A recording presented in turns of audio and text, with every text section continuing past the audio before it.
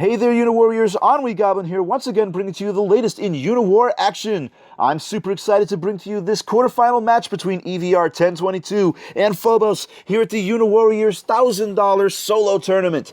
This is going to be a very promising match. There's two extremely high-level players here. Both have got a lot on the line. There's a $500 grand prize to the winner of this tournament. Both EVR1022 and Phobos going to be looking to move their way into that semi-final spot and get one step closer to that cash prize. Let's take a quick look at our players here. EVR1022 been making a lot of waves in the game recently as he's playing currently in the quarterfinals. Sorry, not the quarterfinals, the semifinals for the championship February 2016 tournament. He's currently in the round of 4.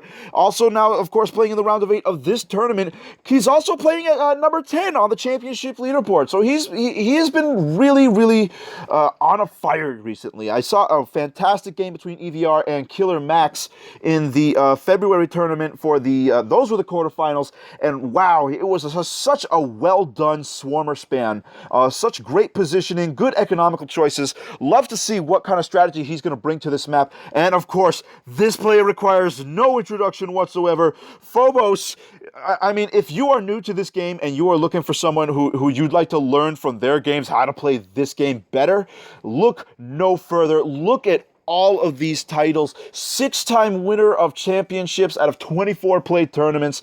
I mean, the guy has just been on fire consistently throughout the I can't remember the last time I haven't seen Phobos in this game. He's certainly been playing longer than I have. One thing about Phobos, too, is just he's currently at the 4th place on the championship leaderboard, but he was also dominating that 1st place, and a win for him would be huge here. It would mean making some money out of the game, also maybe reclaiming his spot up at the top of that leaderboard. So a lot on the line for both of these players. I can't wait to see what they're going to bring to this map. The map is going to be Ambush Tourney. It's a semi-closed map. It's a fairly large map, and the interesting thing, there's 100 credits to start, and each base is going to bring in a count of 75 credits per base, which means there's only going to be a maximum earning potential of 225 credits for each side. Once all the bases have been captured. It's a fairly large base for such a low credit card, so being economical with your units and making smart decisions, knowing when to save, that is going to be probably the most crucial element of this choice. Good choices with the credits you have is, I think, going to be the high mark of who's going to play this game better. The other thing that I think is important to look at are these 2 mountain tiles in the center.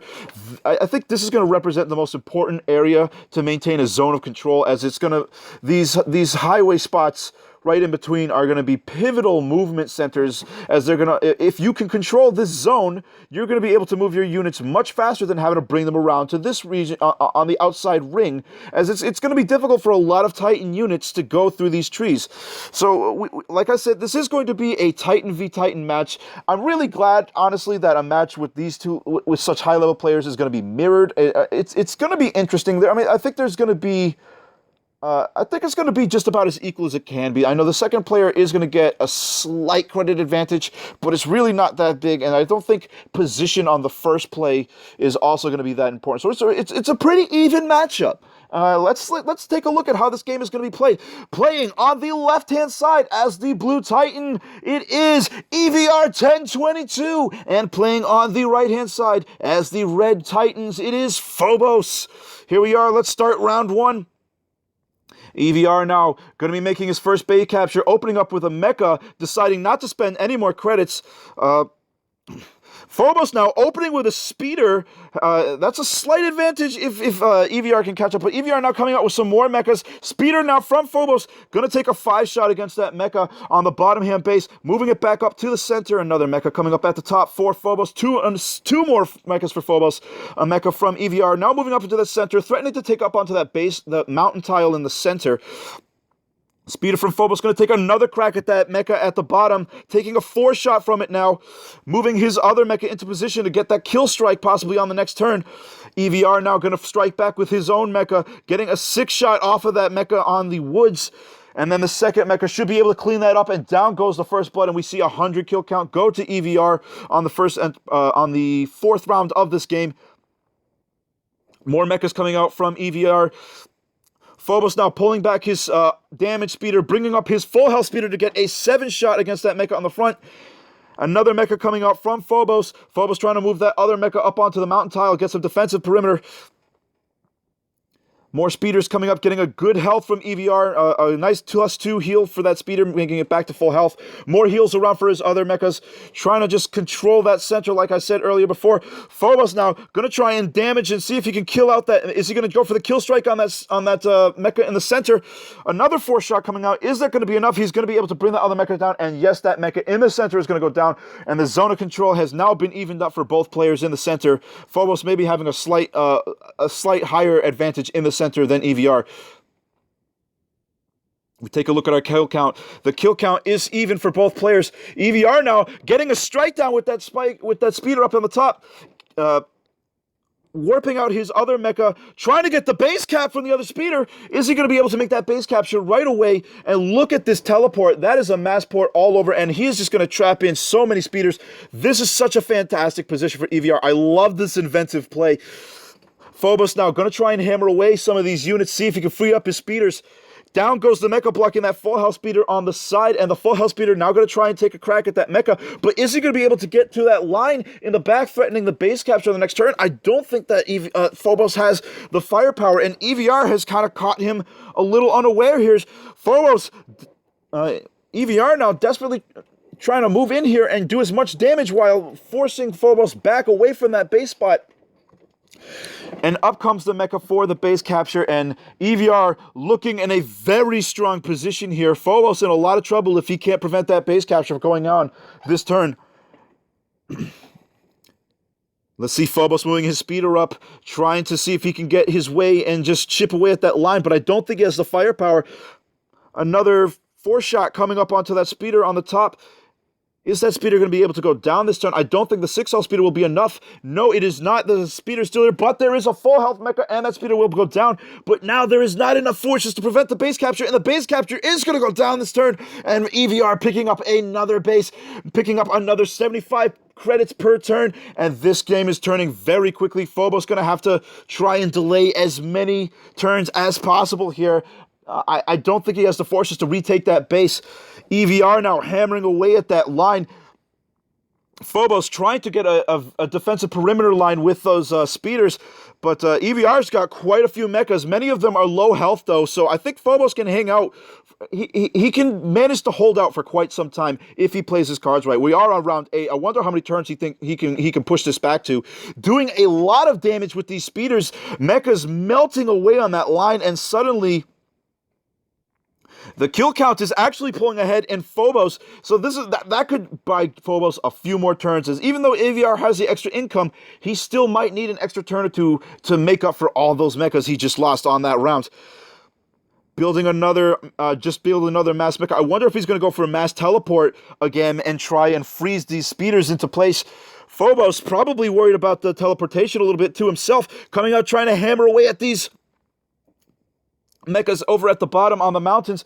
Maybe reduce this army size a little bit. That mecha finally going down, getting the base capture, threatening the base capture with the other mecha, and suddenly EVR in a position where he's going to have to defend, and make a great wall from Phobos, and what a counterattack from Phobos. Is EVR going to be able to save this base? Bringing his mecha down, trying to eliminate that mecha, to figuring he would rather have the base capped than allowed to be captured, but does he have enough firepower? He's bringing up a mass teleport, trying to see if he can stop Phobos from getting this advance. But all of those teleported mechas are not going to be active next turn. Is he going to have the firepower to repel this attack from Phobos? Let's find out. Phobos now taking his shots, going to try and pick away these ported mechas that are still on cooldown. Doing more damage on the mechas up in the mountains, trying to prevent any firepower that EVR might be able to put together in order to stop this base capture. Bringing up another mecha on the board. Porting in his mecha from EVR. Is EVR going to be able to block this base capture right now? Getting a +3 heal on his mecha instead of going for the attack. Getting a -3 on the one on the mountain. And trying to just get his mechas into this fight as quickly as possible. Bringing up another speeder onto the map. And here we see, this is just the ported mechas getting unfrozen. Speeders from Phobos getting a gang up, and bam, down goes that mecha right there. more aggression from these speeders on this mecha line. And I just don't know how... I don't know if EVR is going to be able to prevent this base capture. Phobos trying to melt away this affliction. He can't bring that 5 health mecha onto that base until he's in a position where he knows it won't be destroyed while he's trying to get a capture. Now porting in his other mecha, trying to push those mechas from EVR and keep them up at the top. In comes the capture from the 5 mecha health. And is that 5 mecha going to be able to hang on and get this base capture? EVR still trying to shoot down. Keep in mind, EVR has been getting quite the advantage. He has held on to that base for quite some time. So even if Phobos does capture that base, Phobos still going to be in a position where he's got a lot of economic growth to go through. But Phobos still managing to hold on to the higher kill count. More speeder aggression coming from EVR to Phobos, trying to melt away that line. Here it comes. Is he going to be able to stop it? No, the base capture will not be stopped, and that is another base, and Phobos managing to tie this game up back to 3 base to 3 base. EVR now in a position where he has to defend. He has a lot of exposed mechas on those forts, but Phobos, on the other hand, Phobos really lacking in units. He spent a lot of his units in order to make that base capture. He has got a lot of catching up to do. He does have a higher credit count at this moment, but EVR, that economic advantage is starting to show in just terms of pure material. EVR now going to try and bully his way around, see if he can eliminate some of these units and reduce Phobos' ability to reinforce himself. Getting another shot from that speeder on the swamp tile. Down goes the other speeder from Phobos. EVR now moving that mecha. Is he going to be able to eliminate that mountain? And that mecha up on the mountain tile will be eliminated. And EVR getting another 4 shot on the mecha. Is the mecha going to stay up? No, the mecha will not go, but it will not be able to do any damage. He could port it out and then build something more substantial on that base to prevent it from getting a capture, though. I suppose that's always possible. More mecha combat here in the forest regions by that center base. Porting away that mecha and now being able to build another mecha up on there. I guess you couldn't expect him to have the money for anything like a tank or anything like that. It's too low of an income map. But it will be able to buy Phobos another turn holding on to that base. EVR trying to do as much damage. He's going to try and eliminate this mecha on the base and recapture it right now. Does he have enough forces? I think he does. The 9 health speeder should be just enough to eliminate it, and down it goes. And EVR going to be reclaiming that bottom base once again. Phobos was a fantastic capture, but after the capture went down, EVR was just able to hold on to too much of his material, and now that material is starting to just snowball a little bit on Phobos. Phobos in a position where he's really got to try and defend. Is he going to be able to push it back another turn? Going to be coming out swinging with these remaining mechas, trying to eliminate that one up on the mountain tile. Maybe earn it a little bit more of a defensive perimeter with those 2 mechas in the back. Doing some more aggression with that mecha up on the south, and another mecha coming up on that base. And is EVR going to be able to take this game this turn? We're on round 15. Up comes the speeder aggression. 4 shot from the speeder. 5 speeder now coming up, taking a shot at that other mecha. Gonna take it down immediately. And does EVR have the forces? He's very close, but I think Phobos gonna be able to push it down to round 16 at least. EVR using that veteran mecha to try and get one last shot. Is this mecha going to stay up? The mecha is brought to a 1 health, but it will be able to remain and hold on to that base. No, it will not. A 2-speeder from the bottom going to come up and eliminate it, and now that base is going to get captured this turn. Oh, I thought Phobos was going to be able to hold on to that one, but that 2-speeder, this is what I'm talking about. Great economical use of units is what was going to win this game. Phobos now trying to get heals and form a block. Is he going to be able to push it to round 16? Can Phobos hold on for one more round and push it to round 17? These speeders now coming in, going to take their shots and just doing a great job of rotating them in and out. Here comes the 5-speeder, getting a 4 shot, bring it down to a 1 health. Another 2-speeder, now going to eliminate that final 1 mecha, and in comes the remaining speeders. He still has 3 more to use. 9 health speeder now going to be able to take a 5 shot on that mecha up on that base. Is that 10 full health speeder going to be able to reach that spot? It does not matter. It is going to go down, and that is the base capture, and we have a win for EVR on round 17. So Phobos was able to get that one last round, but that is in fact going to be the game. EVR taking this first round of the series in 17 rounds, and what a fantastic play. EVR was able to get this first base capture fairly early on. Let's take a look. When was that base capture? First taken. I think it was like around round 7. It was round 7. The first threat came around round 7 here, and what a turnaround! This teleport move. Look at all these ported. Let's take a look at all of these ports right here. This was such a fantastic play here. EVR really abusing that teleport and just capturing all of these speeders, and just such a phenomenal job of putting Phobos in a position where he could not get to that base up on this tile right here. There were just simply too many mechas and that got ported in that were making such a fantastic wall, and there was nothing he could do.